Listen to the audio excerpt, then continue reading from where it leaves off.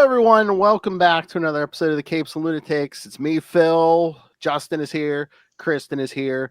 We got the return of Will Allred and a special guest returning.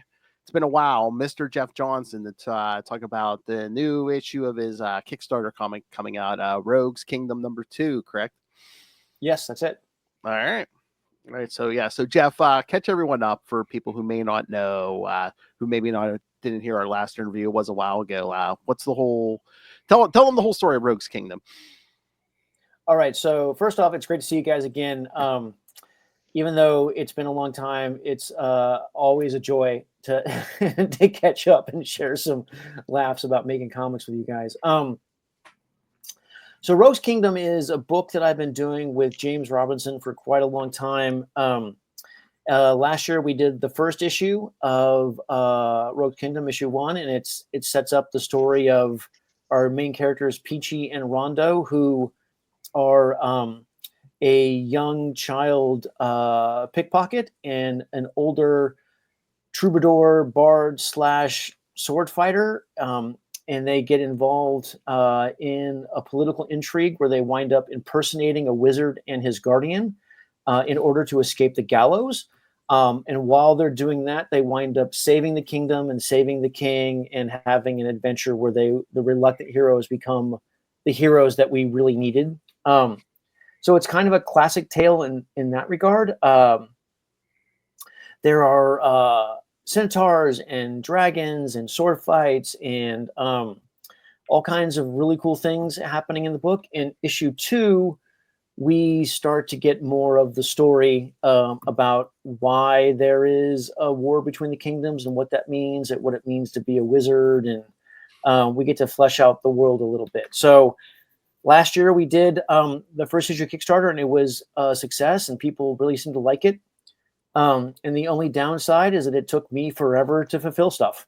So hopefully this issue will be a lot better since I learned a lot of lessons. And the dream is to start getting this book out on a regular basis. And I think we're getting close to that.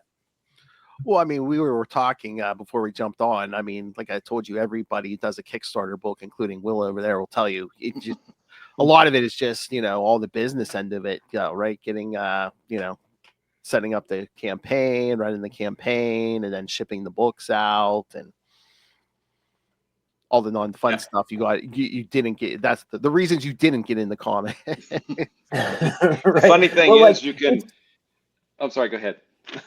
Oh no, I was just going to say it's interesting because it's all part of comics, but as a penciler, I will admit to a certain prima donna stature where like I just didn't know any of that stuff. And so jumping into the deep end is it's a real revelation. And I'll tell you guys that I actually called a bunch of my old editors and apologized for being a pain in the ass way back in the day. Yeah, I learned my lessons eventually. Yeah. I was curious, Kristen, as someone who lectures on medieval history for a living, what did you think about this? About what you saw? Yeah, I was gonna ask, do you like the Middle Ages or do you like fantasy and that's why you picked it, or both? So I love the fantasy and I am a fan of the Middle Ages in general.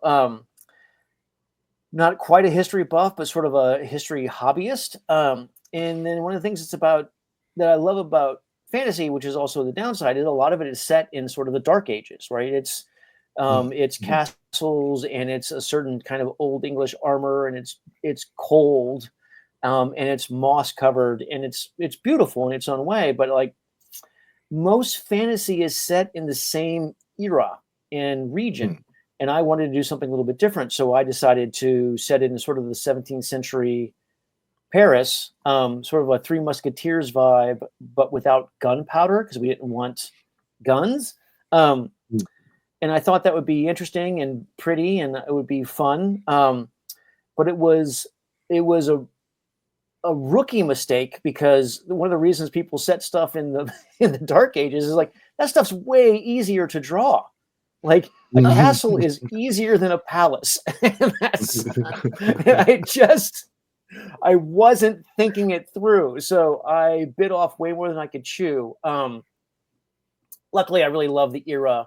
And as a Japanese martial artist in general, I really loved being able to explore the European martial arts of fencing and the different kind of fighting. So I was able to really get involved and dig deep into that. But yeah, a typical error for sure, setting it in the wrong era.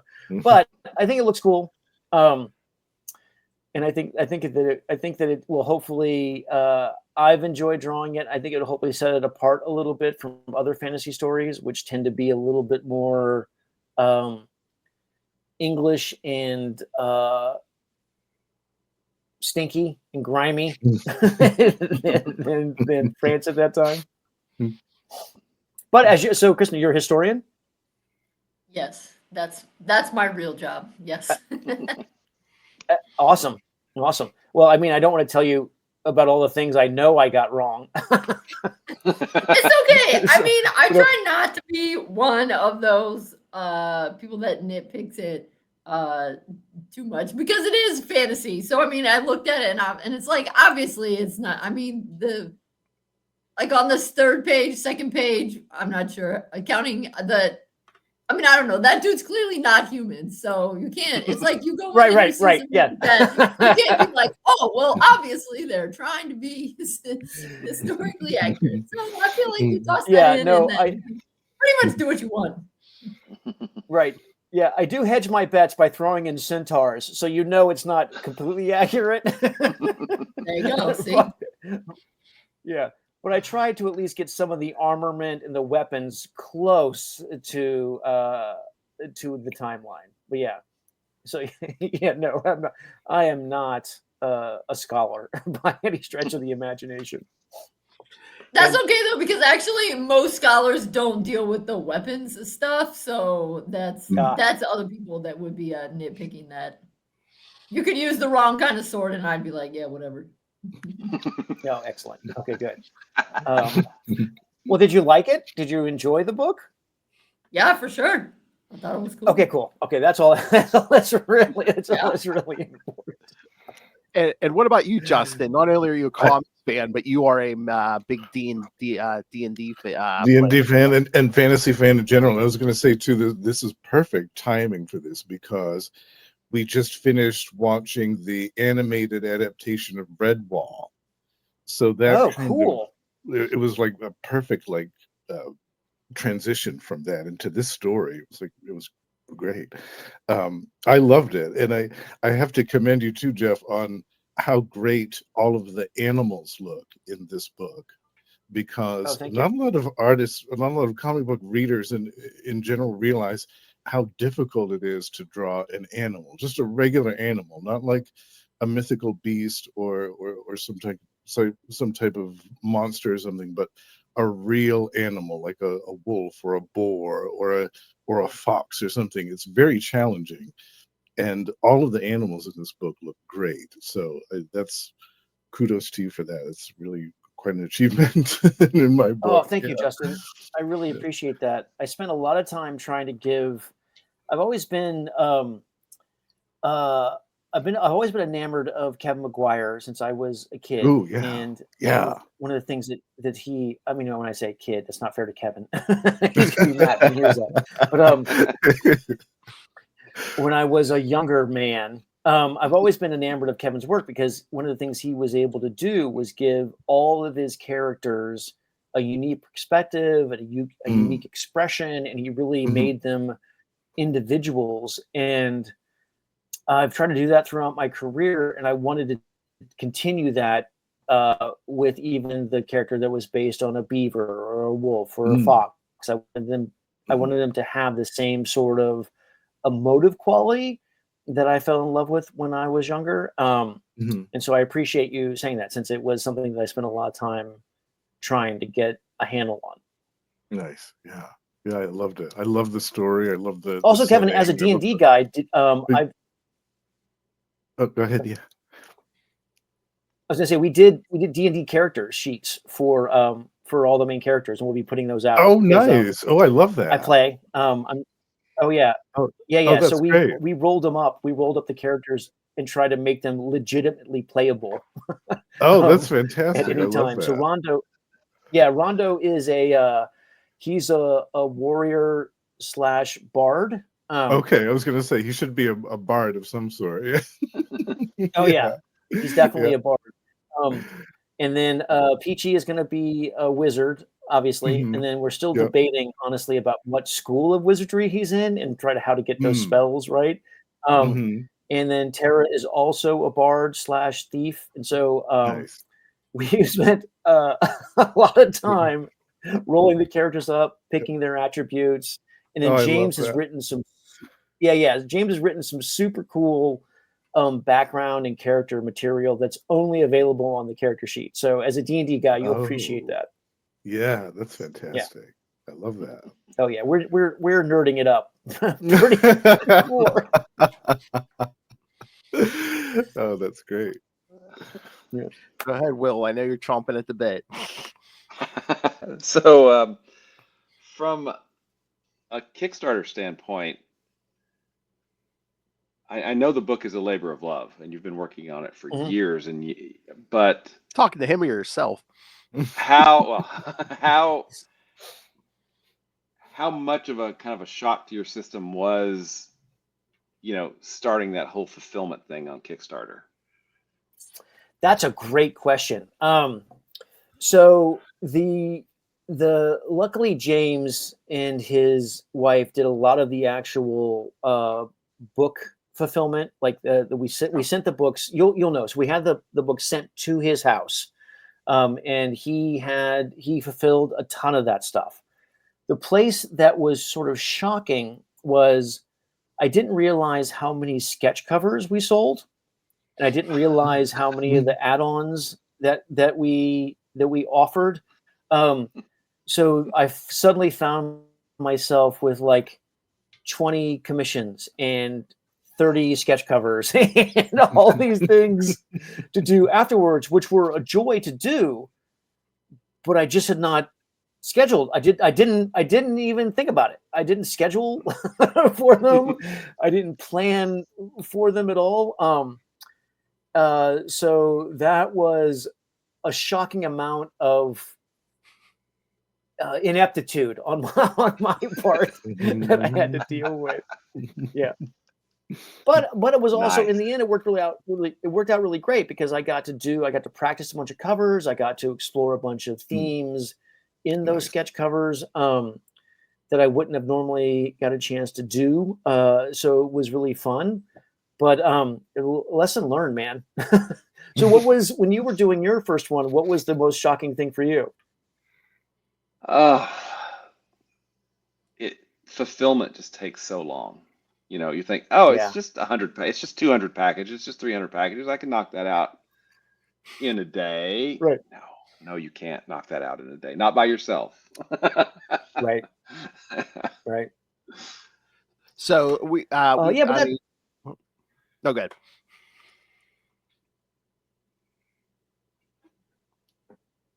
Whoops! I think Jeff, did you freeze? No.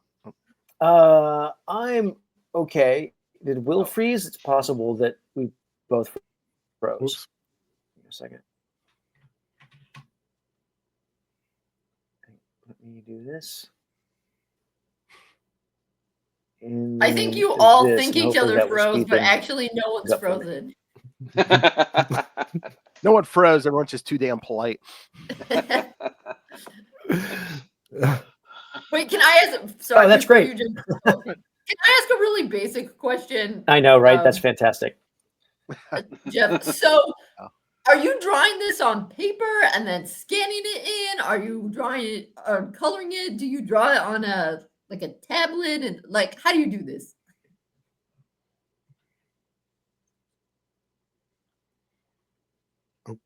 That's a great question.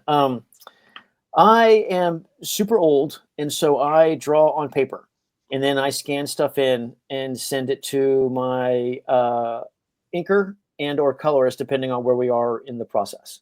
I do a lot of my layouts in the computer to make sure everything is in the right place.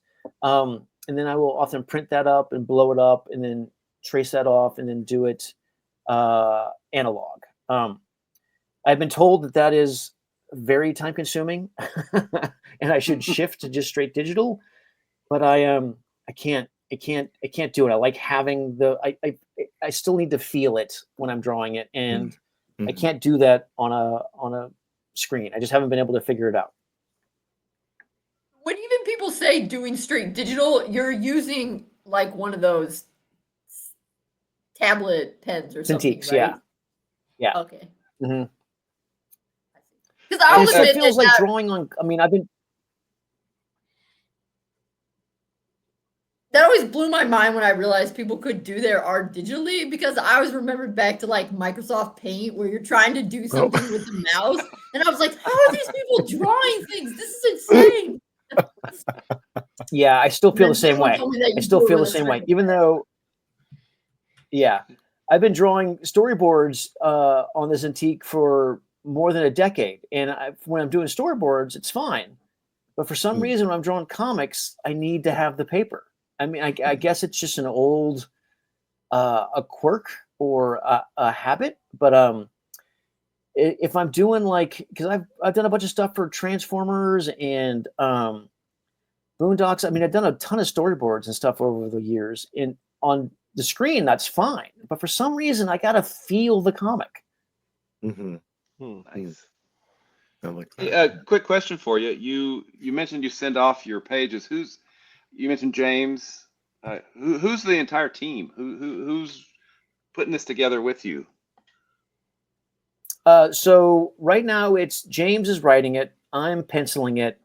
An old studio mate and teacher at the San Francisco Academy of Arts named Chris Schenk is inking it and coloring it. Cool. He colored the second issue in tandem with Brennan Wagner, who colored the first issue. And then my buddy Troy is lettering it, and Josh is doing all the final designs, putting it together and getting it ready for the printer. So we have a whole team of guys who are, dedicated to making this book cool. And they're all really, really good at their jobs. Like I've studied lettering, and I can't do it to the level that it deserves to be done by someone who actually knows how to letter. And lettering is so fundamental, but it's really kind of this invisible art. Really bad lettering can ruin a story, but really good lettering almost disappears and keeps you in the story. It's just kind of amazing. It's the unsung job. Nobody, some people don't notice unless something goes wrong. Then it's like, oh, what's this letterer do? If they're doing the job, some people don't even notice. Yeah. True, I'll have to appreciate Absolutely. the lettering. I mean, it's Mostly, I only unfair notice- because it really. Right. Yeah, if it goes wrong, you notice, but if it's perfect, it's just invisible. Yeah, absolutely. I do notice it when they talk in logos, though. So for your next one, you can consider giving everyone a logo. So then when they say their name, they'll be like, "It's Rondo." Right. Yes. Yeah, I mean that's a really good idea, actually. I think we should do that. Yeah. So Jeff, there was some time between the first, like you were saying, between the first issue and the second issue. Was there anything when you were starting the second issue where you're just like, okay, I can improve on this, or I want to do something differently? Did anything like change in your mind between the first and second issue? The first and second issue are pretty, like they're pretty. The thing I figured out that I needed to do better was time management, and that I needed help. That's the thing I really figured out on the second issue, is that I could not pencil and ink a book and get it done in any sort of timely manner. So I reached out to people that I trusted to help me with inks, because it takes so much time, and my pencils are so complicated that I was spending forever on a page, and that I realized I'm never going to get this book done unless I actually give up some control. So I think the lesson I learned on issue 2 was too much control can actually be a bit of a bad thing. Like too much. Sometimes you need more cooks in the kitchen, and that was really the lesson for me, artistically and personally. I'm like, I need help. So I think I reached out to people that I trust to help me do that, and so far it's been really successive. Have you But that, by the seen? way, that wasn't easy. I'm a bit of a Oh. control freak, so I had to really hit. I'm sorry. I think we're on a little bit of a delay. Yeah, I think so. Have you seen, now that you're collaborating with an inker, have you come across some pages where you said you would think, oh well, I wouldn't have done it that way, but this is cooler, or because that's one of the great things about a collaboration, right? Is they bring different stuff to the table.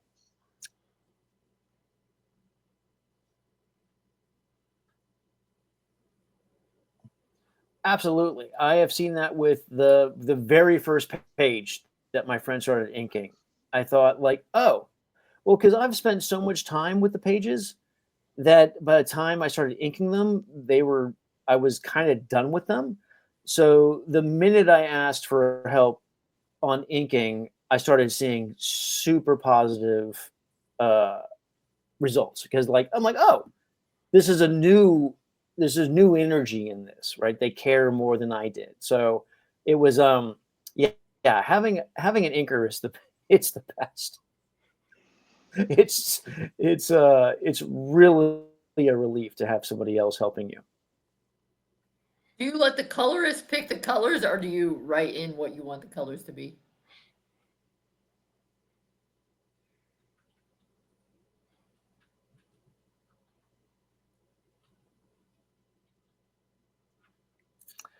So the colorist I have, they're both really great about finding the mood and the theme of the scene, and so mostly I just let them do it.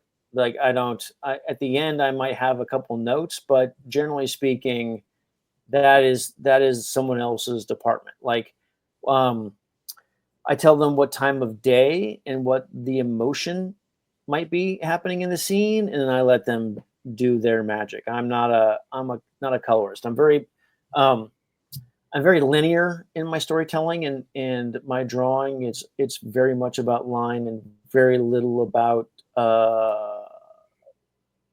tempo and temperature. Do you color, Kristen? Are you a colorist? Nope. I'm a words person for my job. So Well, actually, that brings up a really good question. Do you draw from a full script, or are you drawing? Oh, I got you. Sorry. Okay. Okay. Yeah, I mean, making a comic book is hard. Will, have you've done it? Delay. I think we've got a little bit of a delay here. Yeah, so James and I talk about the story, and we've talked about it for a long time, and then he writes an amazing script, and then I just try and do my best to visually interpret that. So I may change some stuff, but mostly I try and stick to the script. Cool.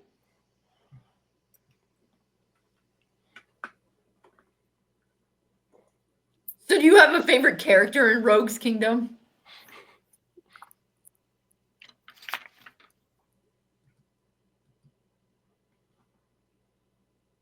Wow, that's a heck of a delay.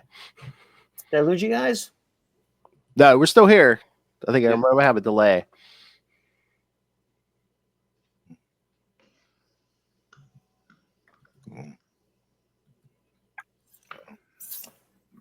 I do. I like Rondo the best. He is the bard and the sword fighter.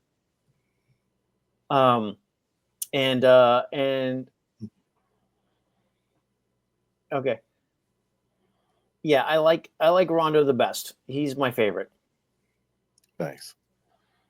I think Shay is my favorite because even though I'm an owl guy, I'm also a cat guy. So to me, Shay was. Hang on just one second.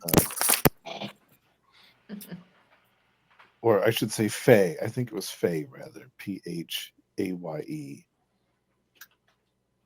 Oh yeah, she can turn into a cat. The cat lady. Yeah. I was like, ooh, I want to see more of her. Yeah, it was overwhelming in a good way. I was like, ooh, I like this. Ooh, I like this. Yeah.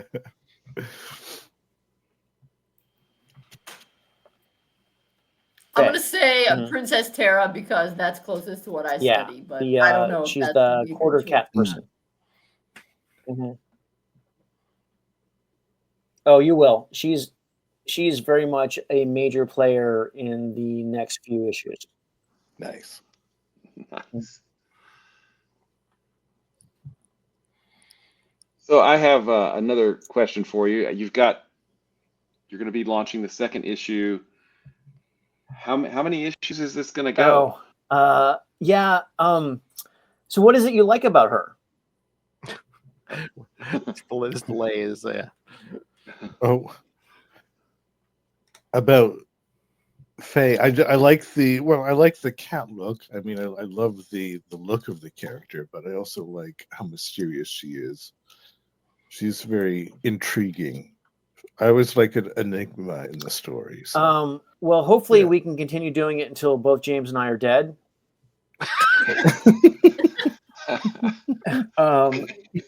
So issue we've got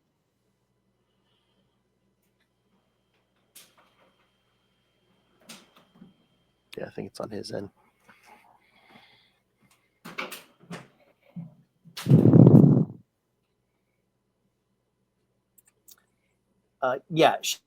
She's one of my favorites, and like she definitely has a huge part in it.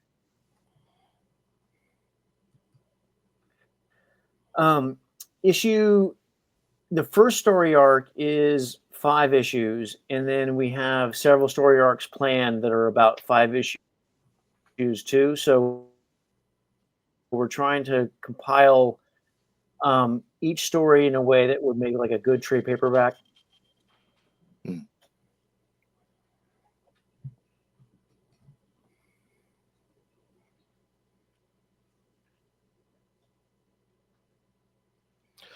Jeff, I don't know if it'd be worth it just to jump out and jump back in, see if that would clear up this delay.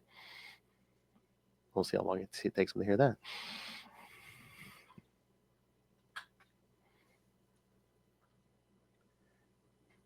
The dream would be to do like 50 issues and get like 10 story arcs out. I think that would be enough to give us. Nope, must have heard me. Do you think it matters if we turn our cameras off? I don't think. I think it's probably his end. It's probably his internet. I was going to say, if there's still a delay, that would be the next thing to tell him to turn his camera off, probably, because that takes more bandwidth. Yeah. I want to thank him. I want to thank him because after our last conversation a while back, he sent me the Wonder Man. Oh yeah, I love that. Beautiful. Yeah, it's so good.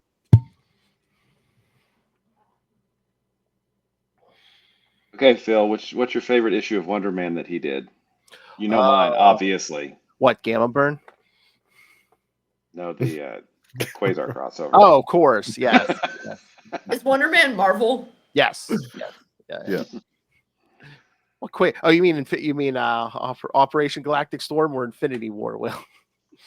I'm gonna have to say Galactic Storm because that's the battle with Captain Atlas. Oh yeah. Yes, Which that was one of my favorites. Yeah, body swap. Yeah. With that big 2-page spread where he lays him right out. Yep. So, Justin, do you ever show your face? I do I was occasionally. wondering if maybe you were saving that for the subscribers only. Oh. That's the OnlyFans. That's the OnlyFans. Exactly. It's a paywall. Yeah, It's a paywall. that face is too pretty, man. If he was That could be one of the Right. Patreons. connection just would have crashed. Yeah. Thinking that could be one of the Patreons. You'll be like, Justin's right. face. It's a paywall. No, I'm using a headset, and because the way that my office is oriented, like you'd see probably half of my neck and maybe one of my ears. So That's very mysterious. Look at the lobe. Look at the lobe on that guy. Yeah, look at that ear hair. It's awesome. The joys of old age. Oh, I know. I know. It eroded away from my scalp and went to my ears. Oh, I hear that. Hello, Jeff. He's back. Hey, Jeff. Hey guys, sorry about that. That's Oh, better. okay. Yeah. Yeah, that was frustrating. Can you hear us all okay now? And I can. Okay. Hopefully, I didn't talk over everybody. no, No, we no, were no, just no. there was just a delay in our messages getting to you, I think. Yeah. Mhm. Mhm. Okay. Yeah, this is already way better. Thanks, guys. Yeah, no problem. Yeah. Where was the last thing that I made any sense?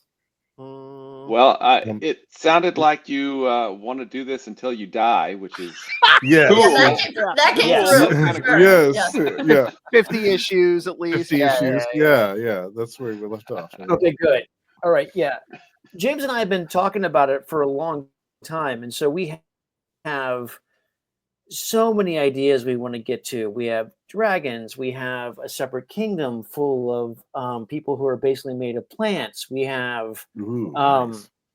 Sky ships, and we have all kinds of really cool things planned. So the dream is that we're able to do this until we both just drop dead. And that's that. I mean, depending on that might not be that long. Well, hopefully it's at least 10 years. Yeah. So I take it you're enjoying your work on this book. So you're like, I could do this the rest of my life.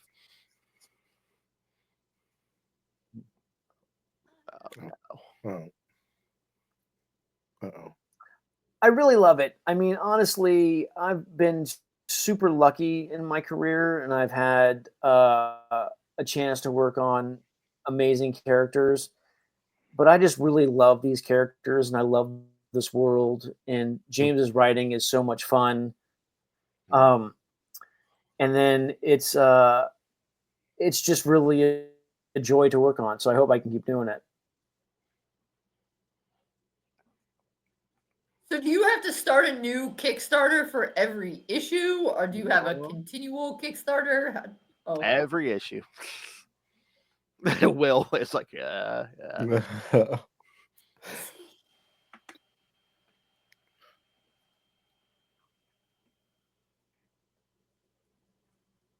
Because I think that's what he said. I mean, yeah, that's what you got to do every time. You got to raise the money. You got to every issue. Uh-huh. However, Jeff, have you noticed in the new Kickstarter? I suppose if we did well enough on a single Kickstarter, we could roll that over into other issues. Yeah. The ability to so it's copy your rewards. It's its own job. Sorry, I think we're. Do you want Phil? Do you want us to try and turn off our cameras to see if I don't know. I was gonna say, Jeff, you might want to turn off your camera. I mean, we could, but I think it might. I don't know. I'm sorry. Well, I missed that. Can you say it again? Did you notice that now? I mean, used to when we would create Kickstarters, we would just have to start from scratch, but now you can actually import your rewards and import items. I did notice that. That's awesome. It helps a lot. It helps a lot. So the campaign for issue 2 started, correct? Let's do that. Let me do this. All right. hang on a second.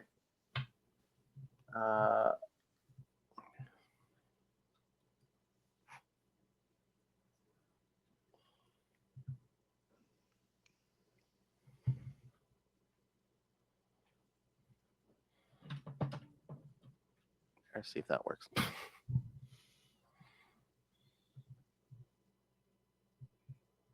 Oh, Whoops. Whoops.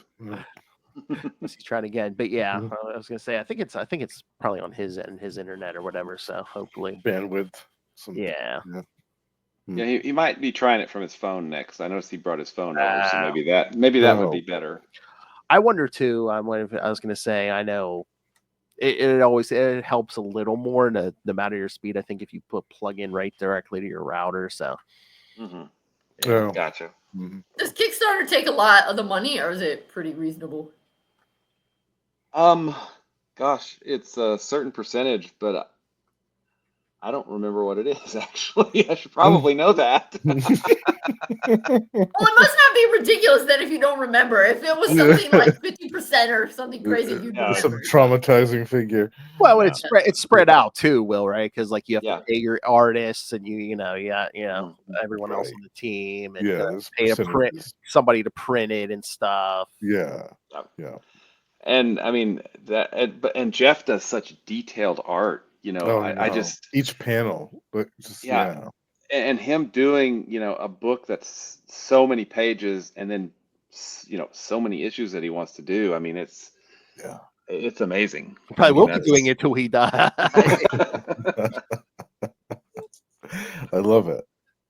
It could be the next something like saga that goes on for like just forever. Oh yeah. You know what I mean? Some big epic. Yeah. Hello, Jeff.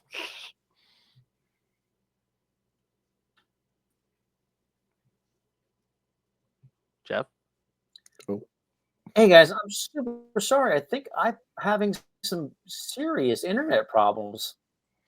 That's fine. I was gonna say, I mean, if you want to cut it short or anything, I mean, if you want to promote the campaign and everything, and where can people go and everything, yeah.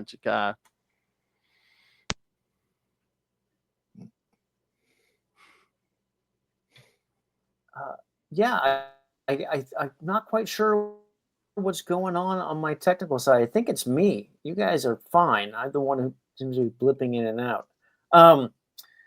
Yeah, the Kickstarter is inkedstudio.live/rogues.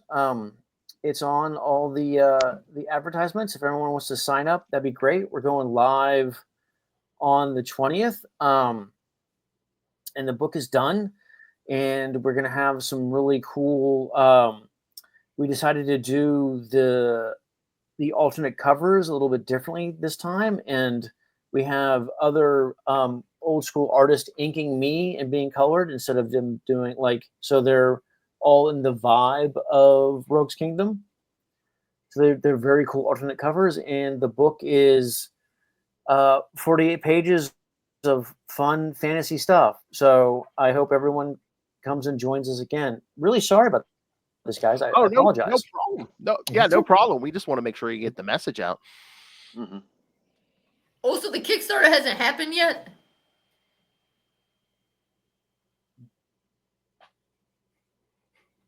Boy, I'm gonna be chopping up silences. Okay. I think it launches on the 20th. Is that right, Jeff? No, it's launching on the 20th. Okay, cool. No, the 20th. All right, cool. And can you give us that link one more time? That was sorry. Kids have to be patient. Yes, on the 20th. Yeah. All right, guys. I apologize for. It is inkedstudios.live. /rogues. It's part of it's all the posters, and it's on all my websites. All right, and I'll put it in the show notes too. Yeah, So nice. Yeah. sorry, Jeff, but thank you for joining us. We Yes, always thank enjoy you, talking Jeff. to you. We'll definitely have to speak again. Yeah, we really love this. Yeah.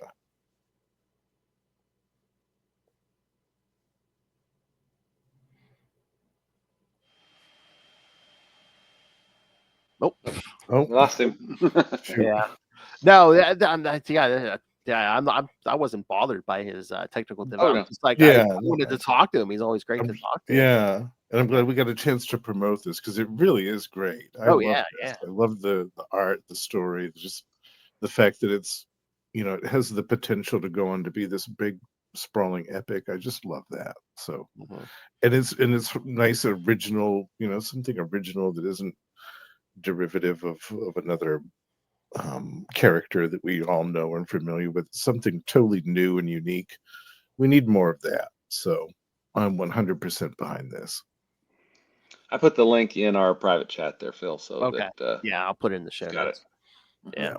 Thank Yeah, you. I love it. We definitely need more original stories like this. So Oh yeah. this made me very happy. Yeah.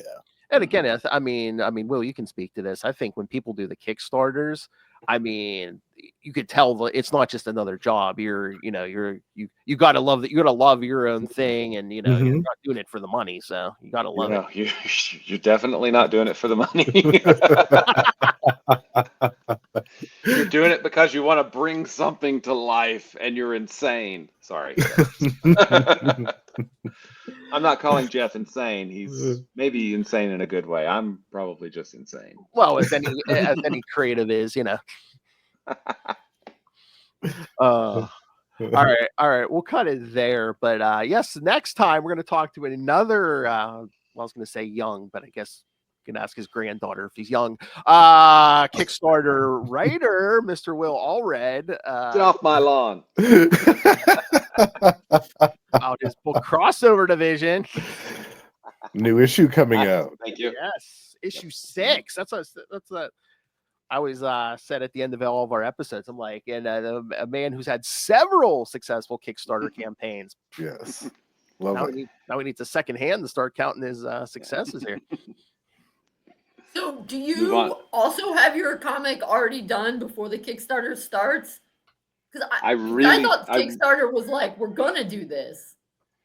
I really try to have it done as much as possible, and make sure that the artists are paid along the way, and then the Kickstarters allows me to replenish those funds so that we can go on to the next one, because ultimately it makes fulfillment so much simpler and straightforward if I'm not waiting for something to be done, hey, I need this. Well, something came up. Well, if it's done, something can't come up. It's all on me at that point. So yeah, I try to have it all done, but and all done to me means the pencils and the inks. The right, colors. yeah. I didn't expect that it would be printed or whatever. Yeah. Although a good friend of mine, Kevin Joseph, he's the writer of Tart with Ludovic Saleh as the artist. He actually, because of the environment that we live in now and tariffs, he actually went ahead and printed the hardcover for Tart Volume 4 in front of the Kickstarter, so it would be here. And once the Kickstarter finishes, hopefully, in funds and all that stuff, he has them already, and he can just start sending them out. So it's always fun trying to figure some things out. Oh yeah, I forgot about tariffs. Yeah, especially with chaos monkeys, in government at this point. So hey Ray, if you want your newest issue of Crossover Division, you have to pay like $150. So, and none of it'll go to me. Money go. All right, but yeah, we'll talk more about Will's Crossover Division next episode. But Will, you want to tell them where to find Crossover Division? And absolutely.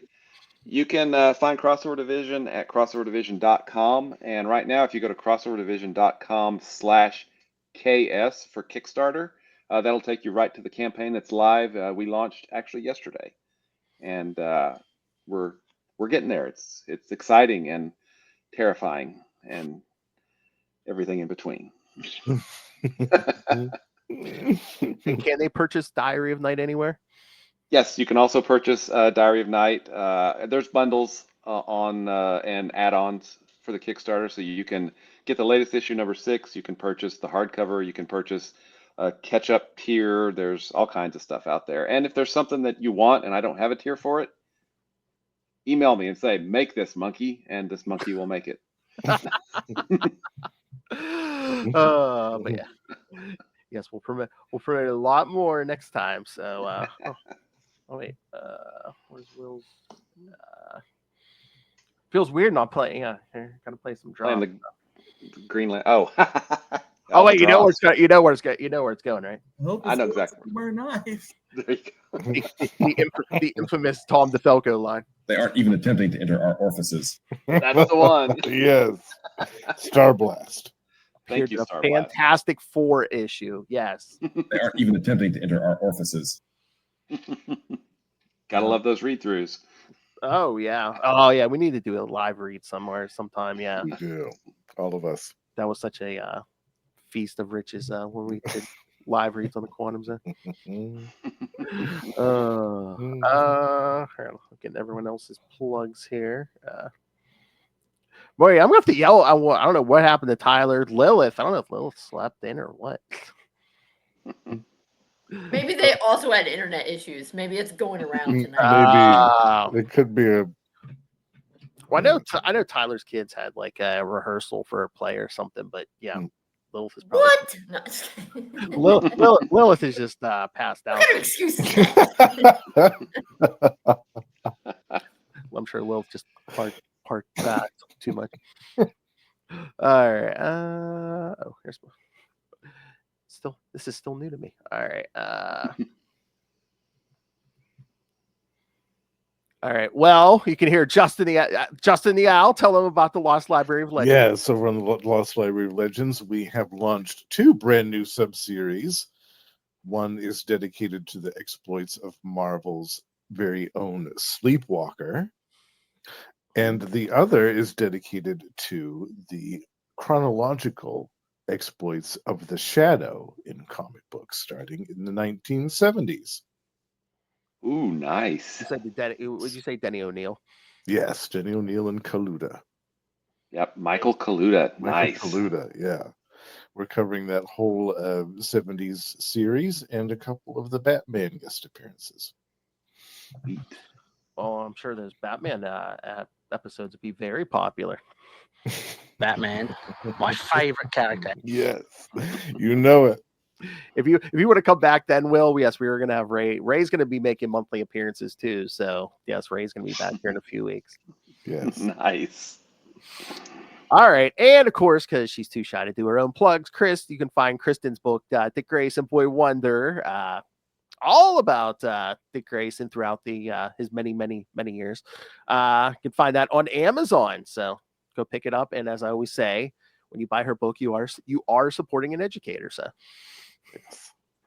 10 years old though now.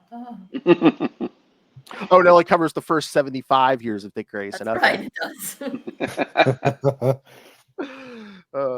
And of course, Tyler's not here, but you can catch him talking all things Superman on the Krypton Report, which I think they're going to have a big year this year with the movie coming. Oh yeah, he's going to be busy. Yeah, he posted something. I guess. God, that Superman movie's gonna be advertised everywhere. It's like it's gonna be on like Dairy Queen cups and stuff. Yeah. Really?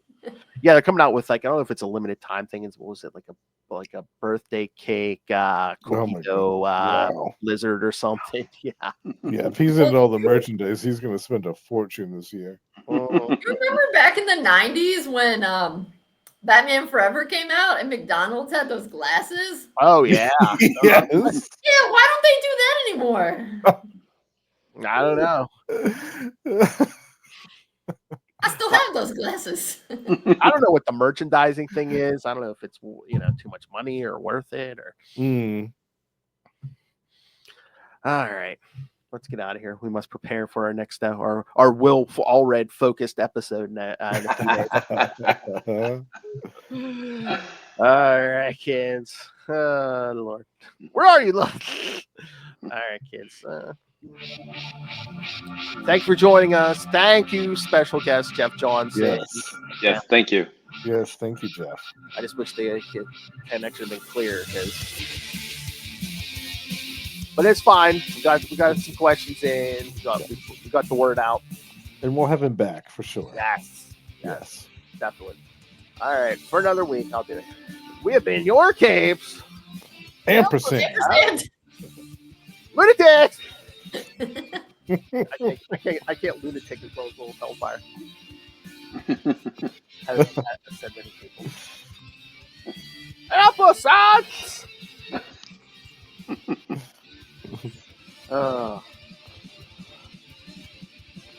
Yeah, I'm gonna make fun of Wilf. I'm gonna be like, had you been there to balance the Wi-Fi, it would have been fine.